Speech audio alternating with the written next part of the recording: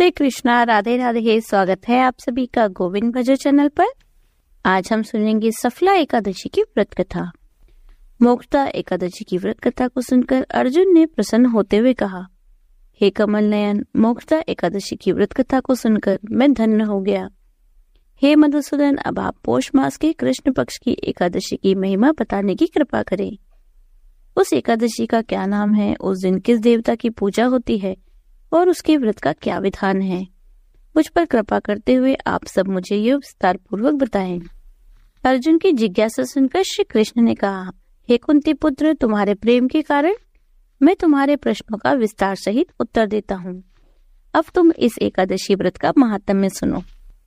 हे पार्थ, इस एकादशी के द्वारा भगवान विष्णु को शीघ्र ही प्रसन्न किया जा सकता है।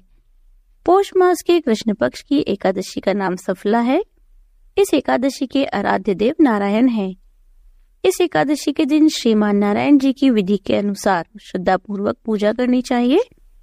हे पांडुनंदन, इसे सत्य जानो कि जिस तरह नागों में शेषनाग, पक्षियों में गरुड़, ग्रहों में सूर्य चंद्र और यज्ञों में अश्वमेघ और देवताओं में भगवान विष्णु श्रेष्ठ है, उसी प्रकार व्रतों में एकादशी व्रत श्रेष्ठ है। हे अर्जुन, एकादशी का व्रत करने वाले व्यक्ति भगवान श्री हरि को अति प्रिय है। इस एकादशी में नींबू, नारियल, नैवेद्य आदि अर्पण करके भगवान नारायण की पूजा करनी चाहिए। मनुष्य को 5 सहस्त्र वर्ष तपस्या करने से जिस पुण्य का फल प्राप्त होता है, वही पुण्य श्रद्धा पूर्वक रात्रि जागरण सहित सफला एकादशी का उपवास करने से मिलता है। हे कुंती पुत्र, अब तुम सफला एकादशी की कथा ध्यान पूर्वक सुनो। प्राचीन समय में चंपावती नगरी में महिष्मान नामक एक राजा राज्य करता था। उसके 4 पुत्र थे। उसका सबसे बड़ा लुम्पक नाम का पुत्र महापापी और दुष्ट था। वह हमेशा पर स्त्रीगमन में तथा वैश्याओं के यहाँ जाकर अपने पिता का धन व्यय करता रहता था। देवता, ब्राह्मण, वैष्णव आदि सुपुत्र की निंदा करके वह अति प्रसन्न होता था। सारी प्रजा उसके कुकर्मों से बहुत दुखी थी, परंतु युवराज होने के कारण सब चुपचाप उसके अत्याचारों को सहन करने को विवश थे और किसी में भी इतना साहस नहीं था कि कोई राजा से उसकी शिकायत करता। परंतु बुराई अधिक समय तक पर्दे में नहीं रहती। एक दिन राजा महिष्मान को लुम्पक के कुकर्मों का पता चल ही गया। तब राजा अत्यधिक क्रोधित हुआ और उसने लुम्पक को अपने राज्य से निकाल दिया।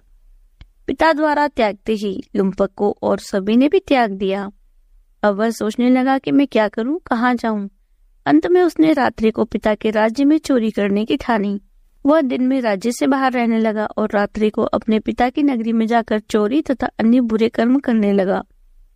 वह रात में जाकर नगर के निवासियों को मारता तथा कष्ट देता। वन में वह निर्दोष पशु पक्षियों को मारकर उनका भक्षण किया करता था। किसी रात जब वह नगर में चोरी आदि करते पकड़ा भी जाता तो राजा के डर से पहरेदार उसे छोड़ देते थे। कहते हैं कि कभी कभी अनजाने में भी प्राणी ईश्वर की कृपा का पात्र बन जाता है। ऐसा ही कुछ लंपक के साथ भी हुआ। जिस वन में वह रहता था, वह वन भगवान को भी बहुत अधिक प्रिय था। उस वन में एक प्राचीन पीपल का वृक्ष था और उस वन को सभी लोग देवता का क्रीड़ा स्थल मानते थे। वन में उसी पीपल के वृक्ष के नीचे महापापी लुम्पक रहता था। कुछ दिन बाद पौष मास के कृष्ण पक्ष की दशमी के दिन वस्त्रहीन होने के कारण लुम्पक तेज ठंड में मूर्छित हो गया। ठंड के कारण वह रात को सो न सका और हाथ पैर अकड़ गए। वह रात बड़ी कठिनता से बीती थी, किंतु सूर्योदय होने पर भी उसकी मूर्छा नहीं टूटी। वह ज्यों का त्यों ही पड़ा रहा। सफला एकादशी की दोपहर तक वह पापी मूर्छित ही पड़ा रहा। जब सूर्य के तपने से उसे कुछ गर्मी मिली, तब दोपहर को उसे कहीं होश आया और वह अपने स्थान से उठकर किसी प्रकार चलते हुए वन में भोजन की खोज में फिरने लगा। उस दिन वह शिकार करने में असमर्थ था, इसलिए पृथ्वी पर गिरे हुए फलों को लेकर पीपल के वृक्ष के नीचे गया।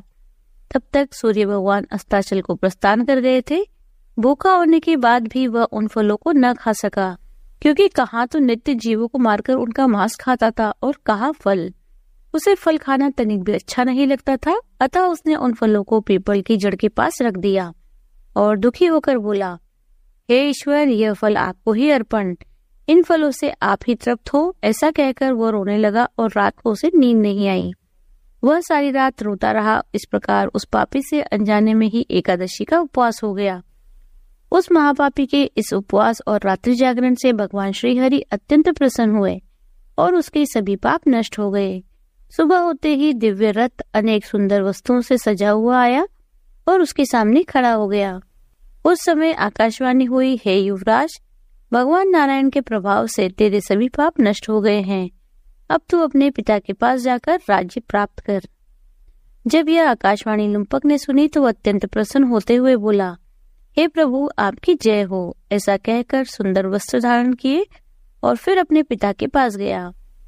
पुत्र के मुख से सारा वृत्तांत सुनने के बाद पिता ने अपना सारा राज्य तत्क्षण ही पुत्र को सौंप दिया और स्वयं वन में चला गया। अब लुम्पक शास्त्रानुसार राज्य करने लगा। उसकी स्त्री, पुत्र आदि भी विष्णु के परम भक्त बन गए। वृद्धावस्था आने पर वह अपने पुत्र को राज्य सौंपकर भगवान का भजन करने के लिए वन में चला गया और अंत में परम पद को प्राप्त हुए। हे पार्थ, जो मनुष्य श्रद्धा और भक्ति पूर्वक इस सफला एकादशी का उपवास करते हैं, उनके सभी पाप नष्ट हो जाते हैं और अंत में मुक्ति को प्राप्त होते हैं। हे अर्जुन, जो मनुष्य इस सफला एकादशी के महात्म्य को नहीं समझते, उन्हें पूंछ और सींगों से विहीन पशु ही समझना चाहिए। सफला एकादशी के महात्म्य को पढ़ने अथवा सुनने से प्राणी को राजस्यु यज्ञ के समान फल प्राप्त होता है। यहाँ सफला एकादशी की व्रत कथा समाप्त होती है। आइए अब सुनते हैं एकादशी माता की आरती। ओम जय एकादशी माता मैया, जय एकादशी माता। विष्णु पूजा व्रत को धारण कर शक्ति मुक्ति पाता। ओम जय एकादशी माता। तेरे नाम गिनाऊं देख भक्ति प्रदान करनी। ओम मैया भक्ति प्रदान करनी। गण गौरव की देनी माता, शास्त्रों में वरनी। ओम जय एकादशी माता। मार्गशीर्ष के कृष्ण पक्ष की उत्पन्ना, विश्वतारिणी जननी। ओम मैया विश्वतारिणी जननी। शुक्ल पक्ष में हुई मोक्षदा, शुक्ल पक्ष में हुई मोक्षदा, मुक्ति दाता बनी आई। ओम जय एकादशी माता। पोष के कृष्ण पक्ष की सफला नामक है। ओम मैया सफला नामक है। शुक्ल पक्ष में होए पुत्रदा, शुक्ल पक्ष में होए पुत्रदा, आनंद अधिक रहे। ओम जय एकादशी माता। नाम षट्तिला माघ मास में कृष्ण पक्ष आवे। ओम मैया कृष्ण पक्ष आवे। शुक्ल पक्ष में जया कहावे, शुक्ल पक्ष में जया कहावे, विजय सदा पावे। ओम जय एकादशी माता। विजया फागुन कृष्ण पक्ष में शुक्ला आमल की। ओम मैया शुक्ला आमल की। पाप मोचिनी कृष्ण पक्ष में, पाप मोचिनी कृष्ण पक्ष में चैत्र महाबली की। ओम जय एकादशी माता। चैत्र शुक्ल में नाम कामदा, धन देने वाली। ओम मैया धन देने वाली। नाम वरूथनी कृष्ण पक्ष में, नाम वरूथनी कृष्ण पक्ष में वैशाख महावाली। ओम जय एकादशी माता। शुक्ल पक्ष में हुए मोहिनी, अपराजेष्ठ कृष्ण पक्षी। ओम मैया अपराजेष्ठ कृष्ण पक्षी। नाम निर्जला सब सुख करनी, नाम निर्जला सब सुख करनी, शुक्ल पक्ष रखी। ओम जय एकादशी माता। योगिनी नाम आषाढ़ में जानो, कृष्ण पक्ष करनी ओ मैया कृष्ण पक्ष करनी। देवशयनी नाम कहायो, देवशयनी नाम कहायो, शुक्ल पक्ष धरनी।